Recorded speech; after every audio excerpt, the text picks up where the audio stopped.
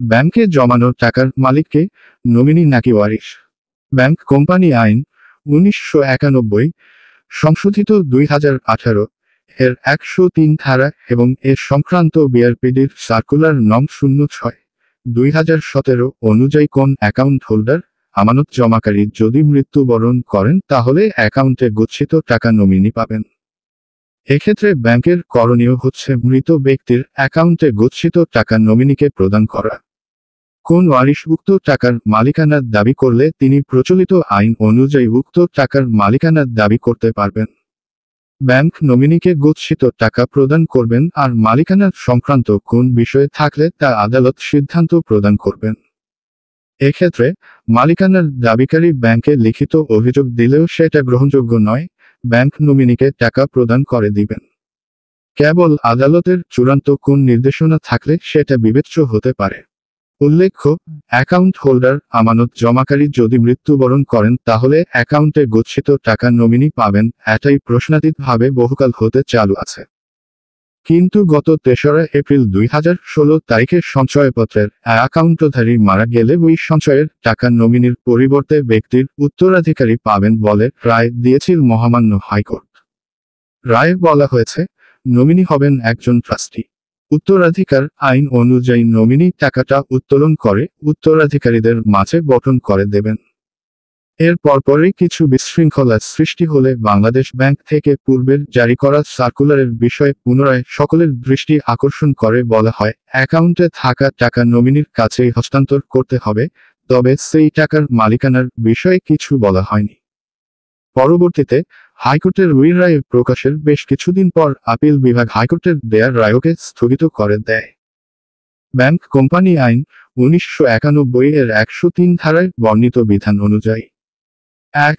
ব্যাংকে কোন ব্যক্তি আমানত জমা রাখলে তিনি একজন বা একাধিক ব্যক্তিকে নমিনি মনোনীত করতে পারবেন। নমিনি মনোনীত করার উদ্দেশ্য হল যাতে আমানতকারীর মৃত্যুর পর আমানতের টাকা নমিনিকে প্রদান করা যেতে পারে। আমানতকারী যে কোন সময় পূর্বে মনোনীত নমিনি বাতিল করে অন্য কোন ব্যক্তিকে বা ব্যক্তিবর্গকে নমিনি মনোনীত করতে পারবেন। 2. নমিনি নাবালক হলে তার নাবালক থাকা অবস্থায় আমানতকারীর মৃত্যু হলে আমানতের টাকাকে গ্রহণ করবেন সেই সম্পর্কে আমানতকারী নির্দিষ্ট করে দিতে পারবেন। 3. আপাতত বলবৎ অন্য কোন আইনের বা কোন উইলে বা সম্পত্তি বিলি বণ্টনের ব্যবস্থা সম্বলিত অন্য কোন প্রকার দলিলে যা কিছুই থাকুক না কেন, আমানতকারী মৃত্যুর পর আমানতের টাকার যাবতীয় অধিকার নমিনি লাভ করবেন। অন্য যে কোন ব্যক্তি উক্ত অধিকার দাবি করলেও সে ব্যক্তি উক্ত অধিকার পাবেন না। 4. এই ধারায় অধীনে ব্যাংক নমিনিকে টাকা পরিশোধ করলে সংশ্লিষ্ট আমানত সম্পর্কিত ব্যাংকের যাবতীয় দায় পরিশোধ হয়েছে বলে গণ্য হবে। তবে অন্য কেউ উক্ত অর্থের কোন অধিকার বা দাবি করলে সেটা তিনি করতে পারেন, সেক্ষেত্রে এই উপধারার বিধান প্রয়োগ বাধা হবে না।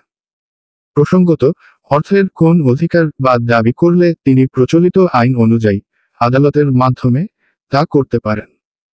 অন্যদিকে মুসলিম শরিয়াহ আইন অনুযায়ী মৃত ব্যক্তির পর্যাপ্ত সম্পত্তি থাকলে সেখানে থেকে তার দাফন কাফনের যাবতীয় খরচ মেটাতে হবে। তিনি যদি জীবিত থাকা অবস্থায় কোন ধার দেনা করে থাকেন তবে তাও রেখে যাওয়ার সম্পত্তি থেকে পরিশোধ করে দিতে হবে। তার স্ত্রী বা স্ত্রীদের দেনমোহর পরিশোধিত না হয়ে থাকলে বা আংশিক অপরিশোধিত থাকলে তা পরিশোধ করে দিতে হবে। মোট কথা, স্ত্রীর সম্পূর্ণ দেনমোহর স্বামী মৃত অথবা জীবিত যাই থাকুক না কেন তা স্বামীর সম্পত্তি থেকে আইন অনুযায়ী সম্পূর্ণ পরিশোধ করে দিতে হবে। মৃত ব্যক্তি কোন দান কিংবা উইল করে গেলে তা প্রাপককে দিয়ে দিতে হবে। বর্ণিত সব কাজ সম্পন্ন করার পরে মৃত ব্যক্তির অবশিষ্ট সম্পত্তি ফারাইজ আইন অনুযায়ী তার উত্তরাধিকারীদের মধ্যে বণ্টন করে দিতে হবে। শরিয়াত অ্যাপ্লিকেশন অ্যাক্ট 1937 এর 2 ধারায় বলা হয়েছে, বাংলাদেশ মুসলমানদের জন্য উত্তরাধিকার বণ্টনের ক্ষেত্রে মুসলিম শরিয়া আইন প্রযোজ্য হবে। ব্যাংক কোম্পানি আইন 1991 এর শর্ত অনুযায়ী মৃত ব্যক্তির টাকা নমিনি পাবে। আবার শরিয়াত অ্যাপ্লিকেশন অ্যাক্ট অনুযায়ী মৃত ব্যক্তির সম্পত্তি উত্তরাধিকারীদের মধ্যে নিয়ম অনুযায়ী বণ্টন করে দিতে হবে। দেখা যাচ্ছে শরিয়াত অ্যাপ্লিকেশন অ্যাক্ট 1937 এবং ব্যাংক কোম্পানি আইন 1991 এই দুইটি আইনের মধ্যে এ বিষয়ে দ্বন্দ্ব রয়েছে। এই দুইটি আইনই স্পেশাল আইন। এখন প্রশ্ন হচ্ছে, আইন দুইটির মধ্যে কোন আইনের বিধান প্রয়োগ করা যুক্তিযুক্ত হবে?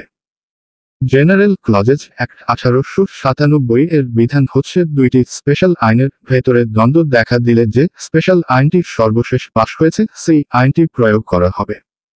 এই ক্ষেত্রে দেখা যাচ্ছে ব্যাংক কোম্পানি আইন 1991 আইনটি সর্বশেষ পাশ হয়েছে, তাই এই আইনটি প্রয়োগ করা যুক্তিযুক্ত হবে। সুতরাং মৃত ব্যক্তির রেখে যাওয়া ব্যাংক অ্যাকাউন্টের টাকা পাবে নমিনি। কখনো আদালতের ভিন্ন কোনো রায় আসলে কিংবা আইন সংশোধন হলে তখন সে অনুযায়ী বন্টন হতে পারে, কিন্তু এখন পর্যন্ত বিদ্যমান আইন অনুযায়ী কোন অ্যাকাউন্ট হোল্ডার আমানত জমাকারী যদি মারা যায় তাহলে তার অ্যাকাউন্টে গচ্ছিত টাকা নমিনির কাছেই হস্তান্তর করতে হবে। বন্ধুরা, ভিডিওটি কেমন লেগেছে? আশা করি ভালো লেগেছে। যদি ভিডিওটি ভালো লেগে থাকে তাহলে অবশ্যই লাইক করবেন, শেয়ার করবেন ও পরবর্তী ভিডিও পেতে চ্যানেলটি সাবস্ক্রাইবও করবেন। আর আপনারা কোন কোন বিষয়ের উপর ভিডিও দেখতে চান তা আমাকে কমেন্ট করে জানান, আমি সেই বিষয়ের উপর ভিডিও আপলোড দেওয়ার চেষ্টা করব। ধন্যবাদ ধৈর্য সহকারে ভিডিও দেখার জন্য।